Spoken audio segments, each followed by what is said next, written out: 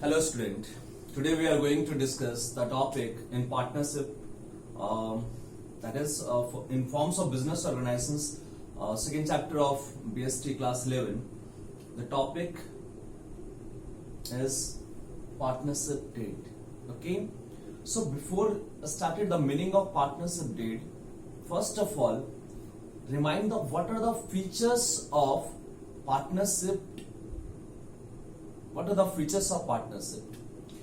Only one features remember, my dear student, is partnership is what? Partnership is an agreement between two or more person. यही है।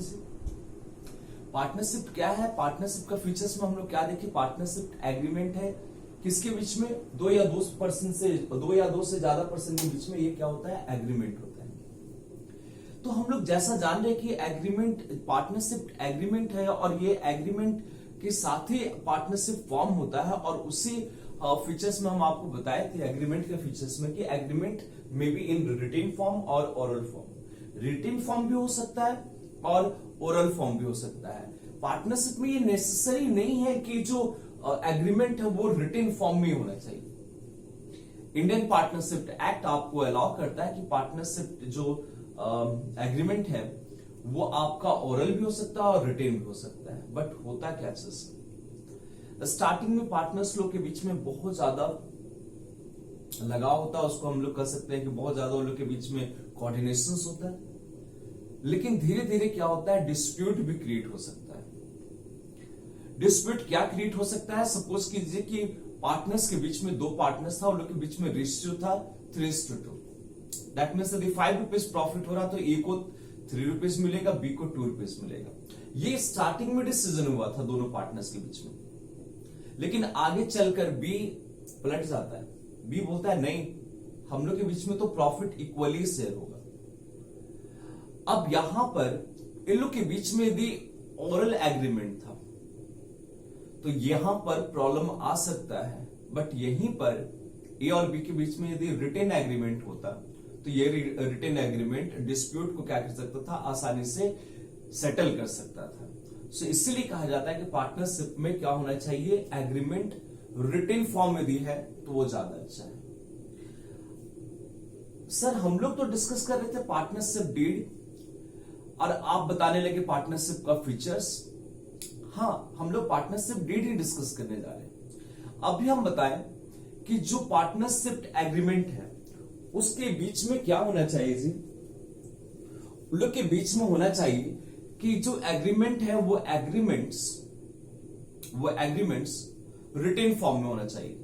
जैसे कि profit sharing ratio किस ratio में distribute होगा, profit जो है वो किस रेशियो में डिस्ट्रीब्यूट होगा।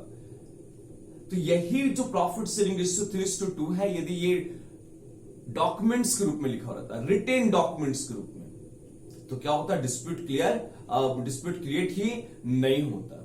तो वैसा डॉक्यूमेंट जो पार्टनरशिप से रिलेटेड सारा इंपॉर्टेंट इंफॉर्मेशन कंटेन करता है, रखता है, that type of documents is called partnership deed.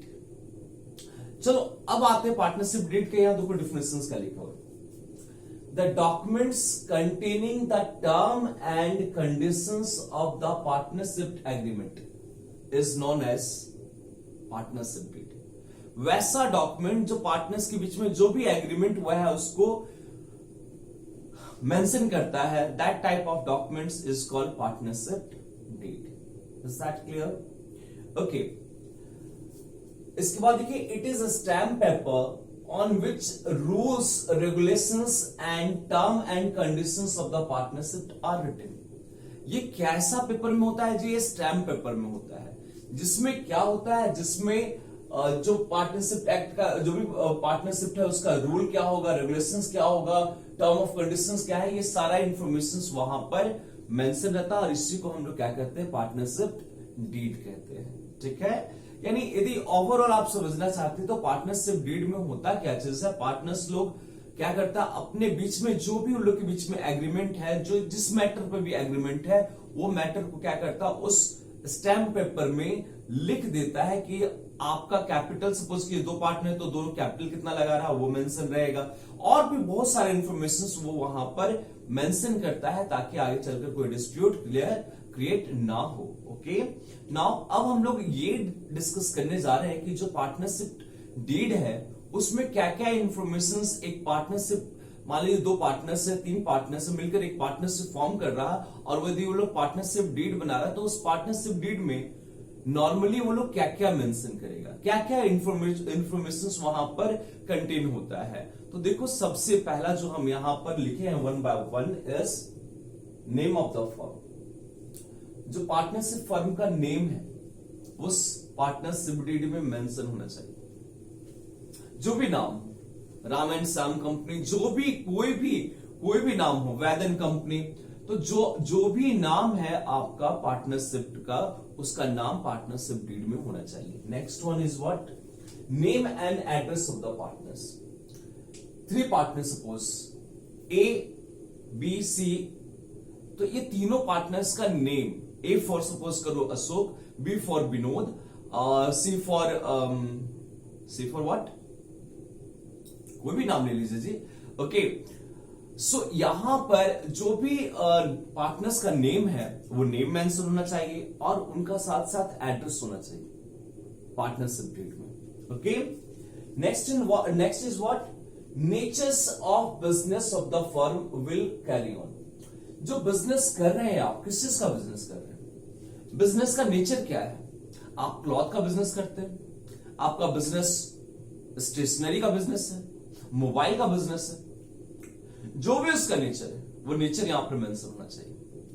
Next is what, place of business. Business कहां हो रहा है, कहां पर हो रहा बिजनेस, जमशेदपुर में बिजनेस हो रहा, गुजरात में बिजनेस हो रहा, या आपका मुंबई में बिजनेस हो रहा, उसका प्लेस मेंशन होना चाहिए पार्टनरशिप डेट में। Okay, next is capital contributed by each partners.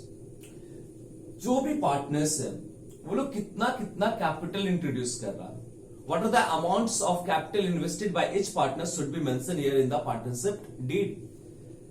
Is that clear? Partnership deed में कौन पार्टनर्स कितना कैपिटल लगा रहा है इसका मेंशन करना नेसेसरी है, इसको जरूर लिखना होता है वहां पर, ठीक है। Next is profit sharing ratio. आप सबको मालूम है कि पार्टनरशिप बिजनेस है और बिजनेस में प्रॉफिट यदि मान लीजिए होगा तो प्रॉफिट शेयर करना होगा। तीन पार्टनर्स है तो तीनों के बीच में किस रेशियो में वो डिस्ट्रीब्यूट होगा। जैसे मान लीजिए उन लोग के बीच में जो रेशियो है वो इक्वली है तो पार्टनरशिप डीड में ऐसे मेंशन करना होगा 1:1:1। यदि मान लीजिए पार्टनरशिप के बीच, पार्टनर्स लोग के बीच में एग्रीमेंट है कि हम ये रेशियो 2:2:1 में डिस्ट्रीब्यूट करेंगे, तो आपको लिखना पड़ेगा ऐसे 2:2:1। जो भी रेशियो है उसको यहां पर मेंशन करना होता है। नेक्स्ट, और पार्टनरशिप डीड जो हम लोग बनाएंगे उसमें और क्या इंफॉर्मेशन रहेगा, तो देख लो, rights and duty of the partners for management of the business. किस पार्टनर्स का क्या ड्यूटी है, कौन पार्टनर्स क्या काम करेगा, ये सारा उसमें पार्टनरशिप डीड में मेंशन रहता है, ठीक है। Okay, next is what, mode of maintaining accounts. आप जो अकाउंट्स मेंटेन करेंगे वो किस सिस्टम पे मेंटेन करेंगे, सिंगल एंट्री सिस्टम पे मेंटेन करेंगे या डबल एंट्री सिस्टम पे मेंटेन करेंगे, या और किस तरह से क्या क्या हम लोग अकाउंट्स मेंटेन करेंगे, ये सब आपका पार्टनरशिप डीड जो है उसमें आपको मेंशन करना होता है। Okay, next is what, next is rate of interest payable to partners on their capital. तीनों पार्टनर्स ए बी, मान लीजिए 3 पार्टनर्स है ए बी सी, तीनों पार्टनर्स जितना कैपिटल इंट्रोड्यूस करेगा बिजनेस में, ध्यान रखिए आपको मालूम है बिजनेस को साल के एंड में, बिजनेस को साल के एंड में अपने पार्टनर्स को उस कैपिटल पर क्या करना होता है, इंटरेस्ट प्रोवाइड करना होता है। तो भैया यदि जो भी पार्टनर्स कैपिटल इंट्रोड्यूस किया है उस कैपिटल पर यदि वो इंटरेस्ट लेगा फर्म से, देन व्हाट रेट, कौन सा रेट, क्या रेट, 10%, 7%, 8% शुड बी मेंशन है।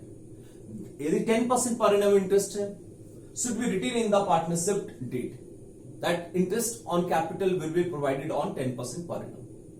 Okay, next is what, next is the rate of interest to be paid by partners on amount of on amount withdrawn by them. That is simple as interest on drawings.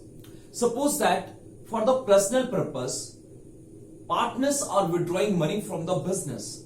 Then at the end of the years, business tell the partners that you have to pay the interest to me. That is called interest on drawings. That means कहने का मतलब यहां पर समझो कि यदि business का पैसा पार्टनर्स लोग निकाल लिया, that is called what? That is called drawings. ध्यान से समझना. ड्राइंग्स का यहां पर मतलब समझिए, क्योंकि आप लोग 11th क्लास में न्यू हैं और अकाउंट सेक्शन में आपको टीचर्स आपके बताएंगे कि what is the meaning of drawings. हम आपको बता दे रहे हैं, if for personal purpose owner of the business withdraw cash और goods from the business for personal use, that is called drawings. तो ये जब ड्राइंग्स करेगा कौन? पार्टनर्स. कहां से करेगा? बिजनेस से. तो उस ड्राइंग पर पार्टनर्स को क्या करना होता है? इंटरेस्ट देना पड़ता है. किसको? बिजनेस को. देन कौन सा रेट? क्या रेट है? 10%, 8% should be mentioned in the partnership deed. Is that clear? Come to the next point.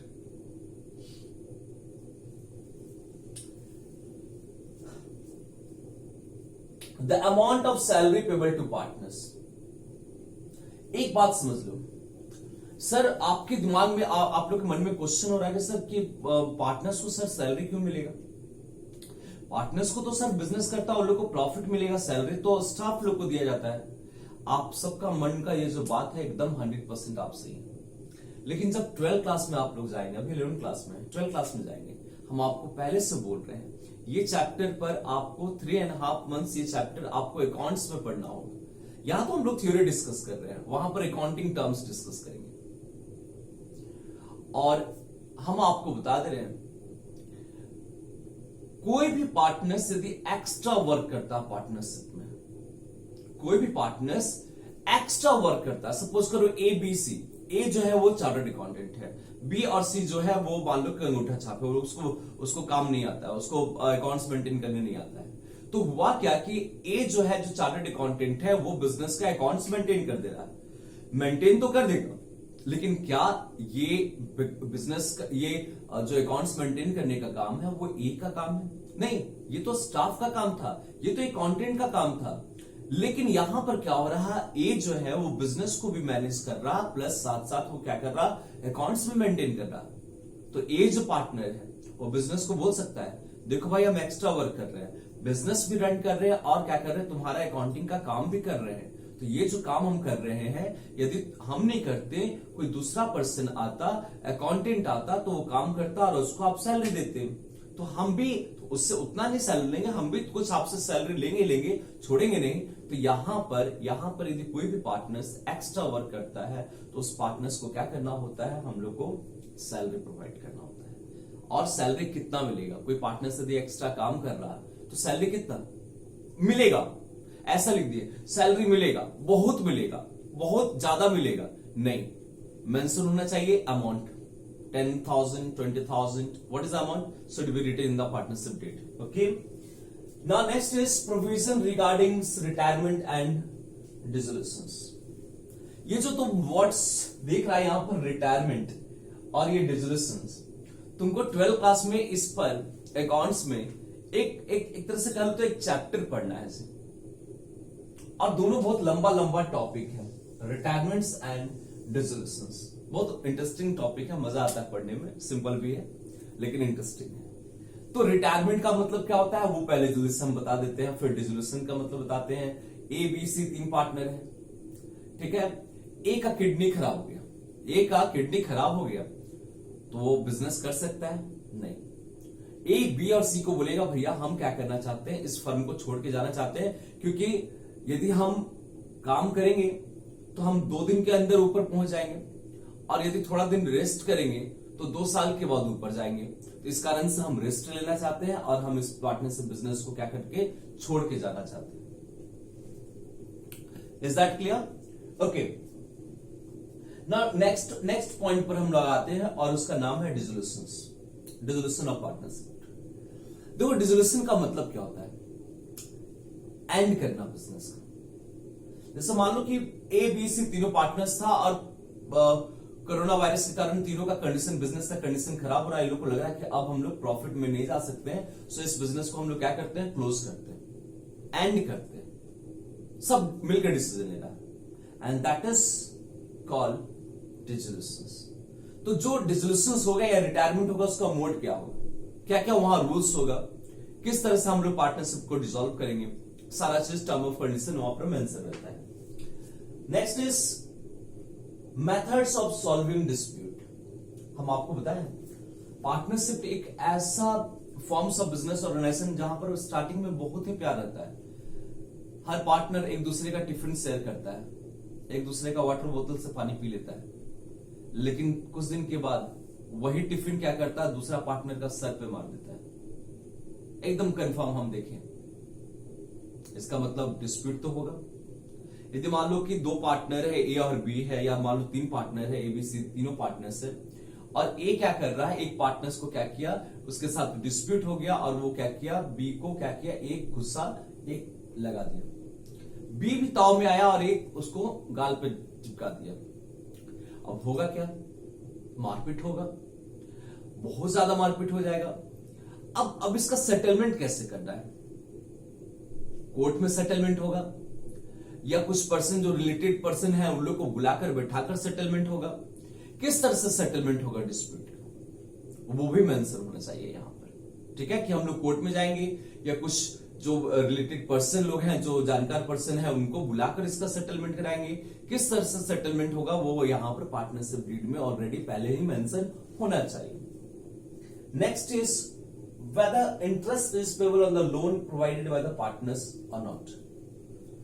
Loan का मतलब समझो, जैसे मान लो जो बिजनेस है उसका कंडीशन कोरोना वायरस के कारण खराब हो गया, तो यदि कोई पार्टनर्स बिजनेस को हेल्प करता है, लोन प्रोवाइड कर देता है, सपोज करो कि ए जो है बिजनेस को लोन दे दे रहा, तो उस लोन पर बिजनेस को क्या करना होगा, इंटरेस्ट देना पड़ेगा, किसको, अपना पार्टनर्स ए को देना पड़ेगा। तो वो इंटरेस्ट का रेट क्या है, कितना परसेंट बिजनेस इंटरेस्ट देगा ए को उस लोन पर, किस रेट ऑफ इंटरेस्ट है जी, 12%, 6%, क्या rate should be mentioned in the partnership deed.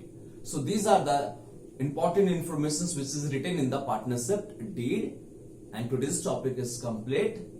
In next topic, in next class, we are going to discuss, आज ही सोचे थे टाइप्स ऑफ पार्टनर्स, बट हम यहां पर पार्टनरशिप डीड पहले कंप्लीट कर दिए, but in next class we are going to discuss partnership, types of partners. So till then, bye bye.